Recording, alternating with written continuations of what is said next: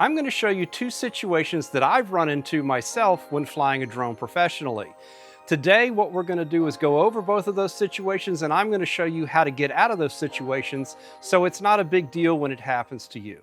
The first one is if you hand launch your drone, which I showed you in a previous video. I'll put a link in the description below to that video so you can learn how to hand launch a drone safely.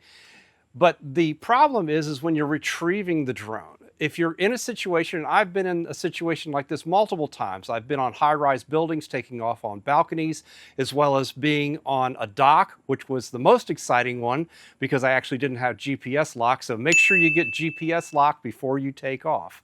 So we've got a situation here now where I've got a little demo set up. So let's go ahead and hand launch this drone. What we're going to do is we're going to touch the takeoff button here. We're going to hold the C1 button in on the back. We're going to let it get airborne here. We're going to go ahead and we're going to fly away. We've done our filming or photography or whatever we wanted to do. So now we're going to come back. Well, the problem is that when we get back close, as you can see here, I'm full stick forward and the drone is still way further out than I can reach. The way I got around this before was putting the controller in the sport mode. I don't recommend that because the controls are very touchy, but at the time DJI hadn't taken this into account and you had to fish through the safety settings. My battery was running low, so I was kind of panicking. Well, in the latest version of the DJI software, all you have to do is touch the sensor icon here, and as you see, you can bypass, brake, or turn them off. So we're going to turn them off. It's not recommended, and we know that's not recommended. So now we're going to go ahead and we're going to bring the drone back in slowly and safely. I usually turn the drone around so the controls are not reversed. I'm going to put my hand out. I'm going to hold my stick down, and we're going to let the drone land. So let's go ahead and move on to the other situation that I ran into not long ago when I was flying this actual drone through a path in the woods. The next situation that I ran into recently that I hadn't run into in the past in years of flying was I had actually crashed my Mini 4 Pro in a trail on the woods, and it actually was crashed by a spider web, something that you couldn't see, and it took the drone down. And it was quite a ways back, and I really wasn't sure where it was at.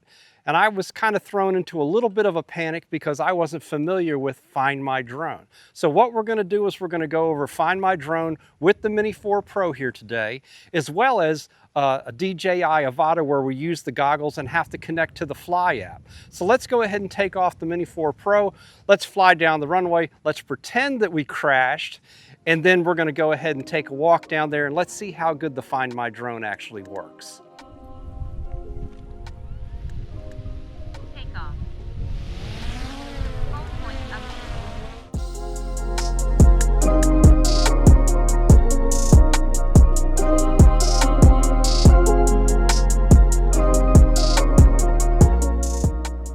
Alrighty, I think that's far enough down the flying field there.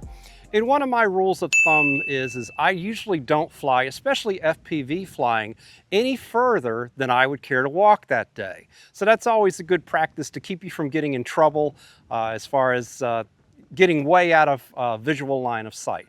So what I'm going to do is I'm going to go ahead and hold the stick down. I'm going to go ahead and let this drone land.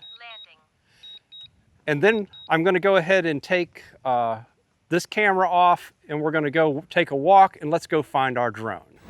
Now, the first thing that you need to do in the Find My Drone is to actually go into the Find My Drone software, or the part of the DJI Fly app. There's two ways that you can do that. One, you can tap the three buttons in the upper right here. In the safety tab, scroll down to Find My Drone. In here, it takes you to the Find My Drone. This is a message here saying that DJI wants you to be careful. Don't twist your ankle while you're finding your drone. Now, you can see here that we have the point that I'm at as well as the drone. On the map itself, you can touch it here. You can say, I want to center the map to the home point, or I want to center the map to the drone. At this point, I'm going to center it to the drone.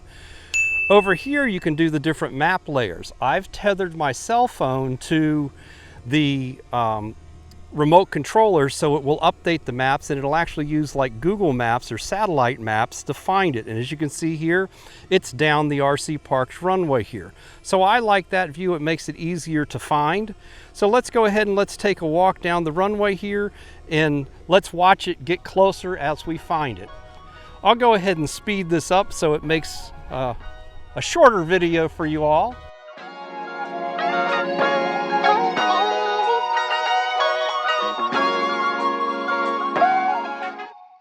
Now as you get close to your drone, if you don't actually see it, you can say start flashing and beeping.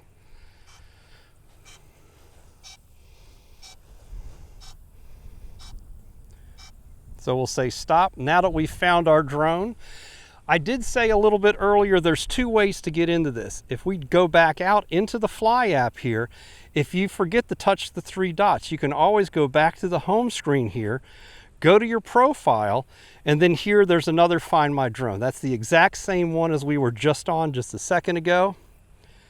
Let me go ahead and get my goggles on, and we'll do the same thing with the DJI Avata. When using the DJI Goggles 3 with an FPV drone, you do have the ability to view the camera or camera view before loss under the safety settings, like I'm showing you here in the menu. Now, when using the DJI Avata 2 combined with the goggles in the Remote Controller 3 or the original Avata or the Neo, you have the ability to use Find My Drone. But you do have to tether that to a device such as this iPad here, your cell phone, and you're going to need to make sure that you always have a USB-C to C cable. I like this nice long one. I'll put a link in the description for that. It's very flexible and it does work well if you do need to use this. So let's go ahead and take off the Avata. Let's fly down the runway. Let's go ahead and simulate a crash, and then we'll go ahead and we'll track it using my iPad here.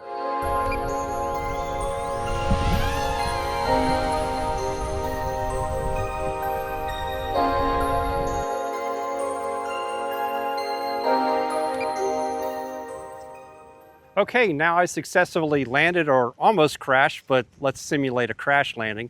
And let's go ahead and hook the iPad to the goggles and walk down the field and see how well that works. Well, now I've got my goggles hooked to the DJI Fly app. As you can see, you can go fly, and you can actually see where the drone is if you recognize any of the surroundings, which for me, obviously today, that's pretty straightforward. But what we want to do is go in the Find My Drone. So if we go under Profile here, we'll do Find My Drone. And the interesting thing here is using the Fly app, you can actually see the footage from when, or view the before loss is you can in the goggles, which is a nice feature. And then we can also set it up as far as we can go from the home point, or we can actually go here to where the drone is, and I'm going to go to where the drone is, and I'm just going to zoom in on the iPad here. It's a lot easier, and I'm going to start walking towards the drone itself.